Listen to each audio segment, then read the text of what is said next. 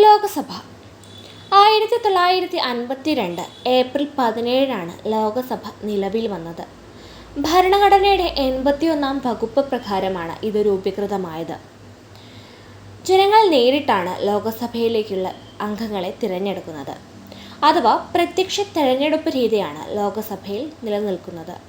അപ്പോൾ 1952 81 വകുപ്പ് പ്രകാരം ലോകസഭ നിലവിൽ വന്നു. ലോകസഭയുടെ പ്രഥമ സമ്മേളനം നടക്കുന്നത് 1952 മെയ് 13. ലോകസഭയുടെ പരവതാനിയുടെ നിറം പച്ച നിറമാണ്. അതുപോലെ തന്നെ ലോകസഭയുടെ സീറ്റുകൾ സംവിധാനം ചെയ്തിരിക്കുന്ന രീതിക്കൊരു പ്രത്യേകതയുണ്ട്. കുതിരലാടത്തിൻ്റെ ആകൃതിയിലാണ് ഇത് സംവിധാനം ചെയ്തിരിക്കുന്നത്. ഹൗസ് ഓഫ് ദി പീപ്പിൾ എന്ന ലോകസഭ പിന്നീട് ലോകസഭ എന്ന ഹിന്ദി പേര് സ്വീകരിച്ചത് 1954 മെയ് 14. ലോകസഭയുടെ പരമാവധി സീറ്റുകൾ 552 സീറ്റുകളായിരുന്നു. എന്നാൽ ഇപ്പോഴത്തെ സീറ്റ് 545. ഓരോ സംസ്ഥാനത്തു നിന്നും നിരവധി അംഗങ്ങൾക്ക് ലോകസഭയിലേക്ക് മത്സരിക്കാം. പക്ഷേ അതിൽ ഏറ്റവും കൂടുതൽ വോട്ട് ലഭിക്കുന്ന അംഗമായിരിക്കും ലോകസഭയിലേക്ക് തിരഞ്ഞെടുക്കുന്നത്. 2020 വരെ രാഷ്ട്രപതിക്ക് 2 ആംഗ്ലോ ഇന്ത്യൻ പ്രതിനിധികളെ ലോകസഭയിലേക്ക് നോമിനേറ്റ് ചെയ്യാനുള്ള അധികാരമുണ്ടായിരുന്നു. പിന്നീട് 104 ഭരണഘടനാ ഭേദഗതിയിലൂടെ ഇത് നിർത്തലാക്കി. ഏറ്റവും കൂടുതൽ കാലം ലോകസഭയിൽ അംഗമായിരുന്ന ആംഗ്ലോ ഇന്ത്യൻ പ്രതിനിധി ഫ്രാങ്ക് ആന്റണി ആയിരുന്നു. രാഷ്ട്രപതി തെരഞ്ഞെടുപ്പിൽ വോട്ട് രേഖപ്പെടുത്തിയ ആദ്യ ആംഗ്ലോ ഇന്ത്യൻ പ്രതിനിധി ഡെറിക് ഒബ്രിയൻ ആണ്. ഇന്ത്യൻ ലോക്സഭാ തെരഞ്ഞെടുപ്പ് ചരിത്രത്തിൽ ഏറ്റവും ഉയർന്ന ഭൂരിപക്ഷം നേടിയത് പ്രീതം മുണ്ടയാണ്.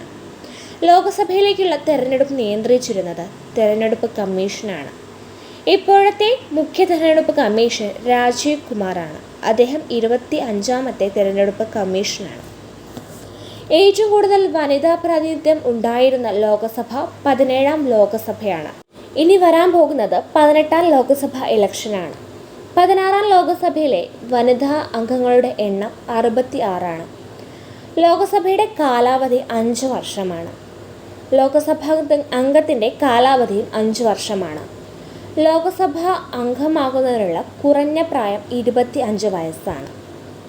ലോകസഭാ അംഗങ്ങളെ തിരഞ്ഞെടുക്കുന്നത് ജനങ്ങൾ നേരിട്ടാണ് എന്ന് നമ്മൾ പറഞ്ഞല്ലോ. ലോകസഭാ സമ്മേളനങ്ങൾ വിളിച്ചുകൂട്ടുന്നത് പ്രസിഡന്റാണ്. ലോകസഭയുടെ നേതൃത്വ സ്ഥാനം വഹിച്ച ഏക വനിത ഇന്ദിരാഗാന്ധിയാണ്. ലോകസഭയുടെ തെരഞ്ഞെടുപ്പിൽ ഏറ്റവും പ്രധാനപ്പെട്ടതാണ് സംവരണ മണ്ഡലം. ലോകസഭയിൽ 84 പട്ടികജാതി സംവരണ മണ്ഡലങ്ങളും 47 പട്ടികവർഗ സംവരണ മണ്ഡലങ്ങളുമാണ് ഉള്ളത്. സംസ്ഥാന നിയമസഭയിൽ 14 പട്ടികജാതി സംവരണ മണ്ഡലങ്ങളും 2 പട്ടികവർഗ സംവരണ മണ്ഡലങ്ങളുമാണ് ഉള്ളത്. അതുപോലെ തന്നെ അറിയേണ്ട മറ്റൊരു കാര്യമാണ്, കേരളത്തിൽ മൊത്തം 20 മണ്ഡലങ്ങളാണ് ഉള്ളത്. കേരളത്തിൽ 2 സംവരണ മണ്ഡലങ്ങളാണ് ഉള്ളത്, ആലത്തൂരും മാവേലിക്കരയും. ഇത് 2 പട്ടികജാതിക്കുള്ള സംവരണ മണ്ഡലങ്ങളാണ്. കേരളത്തിൽ പട്ടികവർഗ വിഭാഗത്തിന് സംവരണ മണ്ഡലങ്ങളില്ല. ഏറ്റവും കൂടുതൽ ലോകസഭ രാജ്യസഭാ സീറ്റുകളുള്ള സംസ്ഥാനം ഉത്തർപ്രദേശാണ്.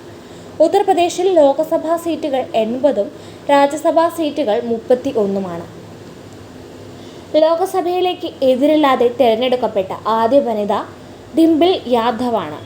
2012 ഉത്തർപ്രദേശ് മുഖ്യമന്ത്രി അഖിലേഷ് യാദവിൻ്റെ പത്നിയാണ് ഡിംപിൾ യാദവ്.